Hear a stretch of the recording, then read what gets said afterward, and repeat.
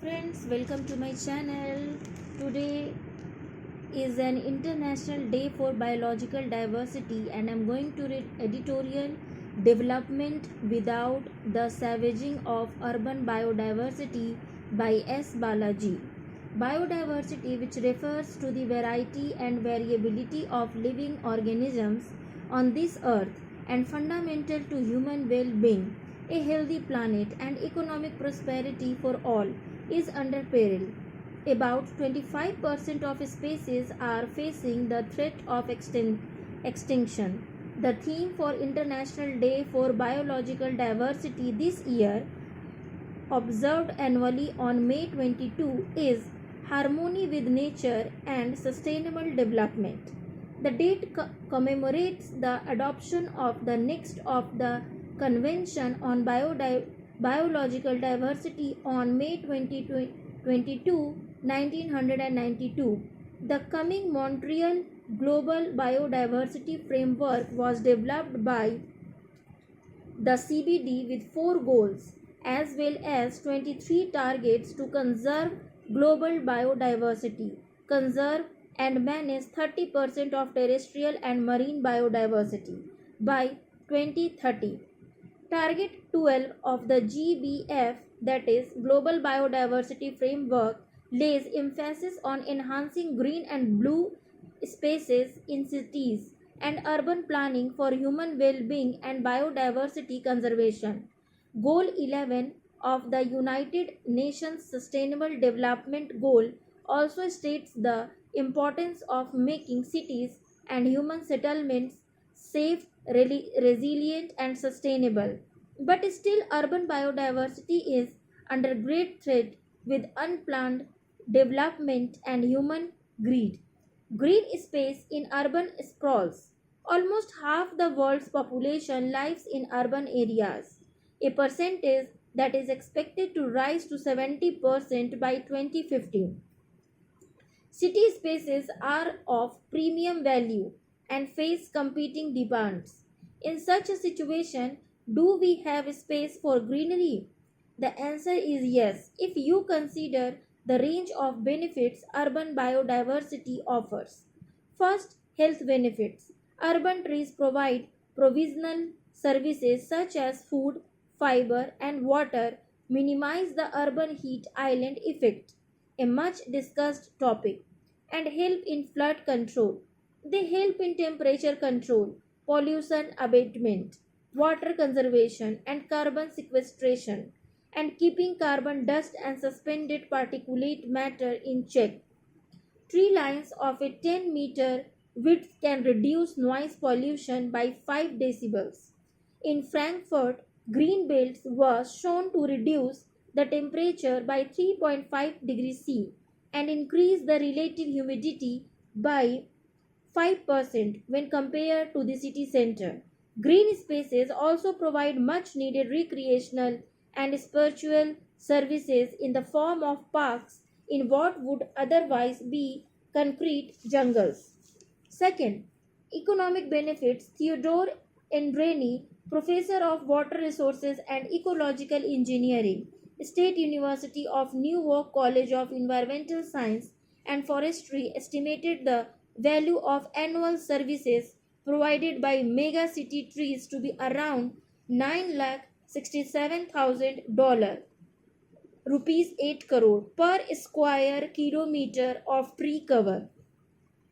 Therefore, protecting existing greenery, pursuing the development of parks and new urban green spaces, establishing tree avenues along the roads, and conserving natural rivers and water bodies should be undertaken.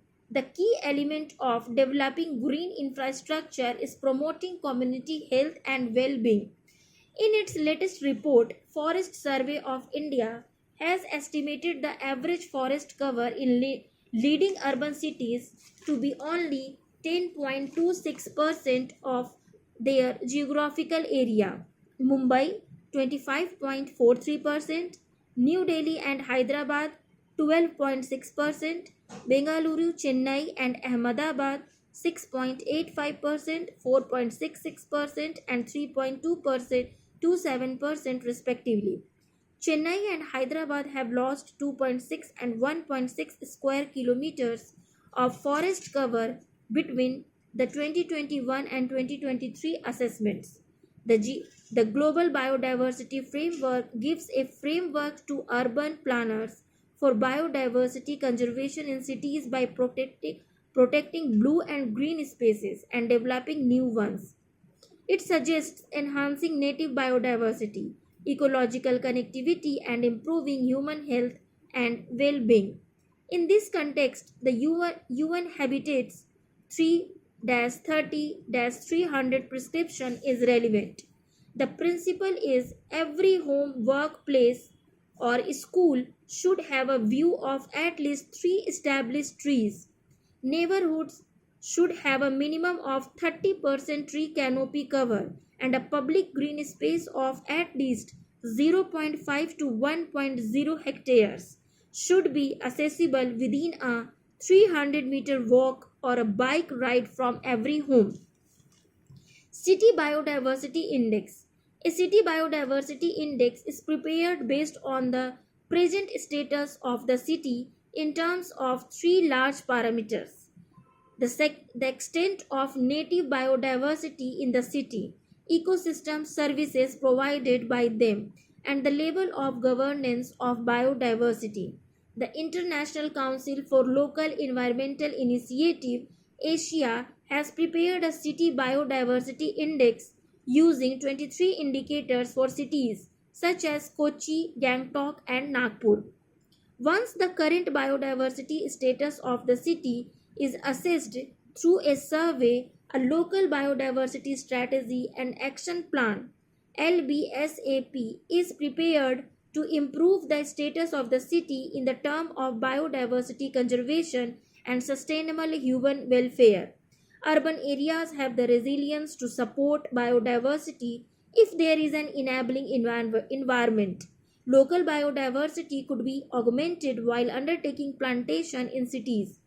In Chennai, the greening of the Chennai Coimbatore market in 2021, undertaken by Care Earth Trust with financial support of Chennai Metropolitan Development Authority, helped in the natural regeneration of 141 species of higher plants belonging to 39 families and 106 genera within 2 years.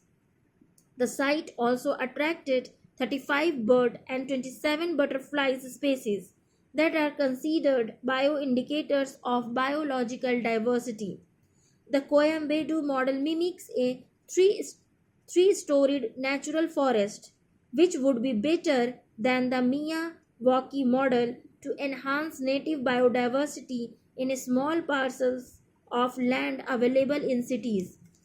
The Care Earth Trust prepared a strategy and action plan in 2018 for the Greater Chennai Core Operation to plant 1 billion native trees in Chennai city over 5 years.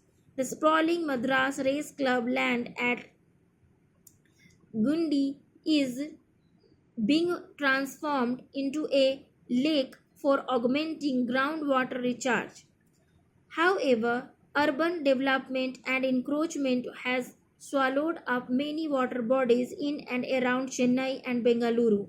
The crucial Karanai Marsh in Chennai, which was once considered a wasteland and garbage dump, has been partly restored and declared as a reserved forest Ramsar site. Most urban water bodies are losing their ecological integrity due to garbage and sewage pollution. They must be ecologically restored after preventing garbage dumping and treating sewage through conventional treatment or nature-based solutions. Ensuring legal protection to the remaining lakes and water bodies in urban areas is a necessity before they are lost. Many independent houses in Chennai have now given way to multi-storied flats, leading to the disappearance of home garden trees, coconut, mango, jackfruit. This could also be a reason for the reduction in the city's green cover. As a condition, a granting planning permission for new structures, the GCC should consider mandating the planting of at least 5 trees in a plot that measures over 2,400 square feet along the plot boundary. This will help greening the city in a decentralized manner. The horticulture department should also promote roof gardens and kitchen gardens for every household to cultivate greens and medicinal plants. This will not only help in augmenting city biodiversity but also help in improving the health and well-being of people. Need for collective action. City managers need to take stringent action against those who destroy greenery and pollute water bodies. It is heartening that the Supreme Court of India has been tough on the executive for the mass destruction of trees over acres in the Kancha Gachibowli area in Hyderabad for the development of IT infrastructure. Development should not lead to the wanton destruction of biodiversity. City managers must mainstream biodiversity considerations in decision making, taking a long term view to achieve sustainable development. The involvement of all stakeholders, such as the resident welfare associations, non governmental organizations, and corporates in city greening and protecting water bodies from pollution and encroachment, is important to make biodiversity conservation a mass movement in cities. Thank you for listening.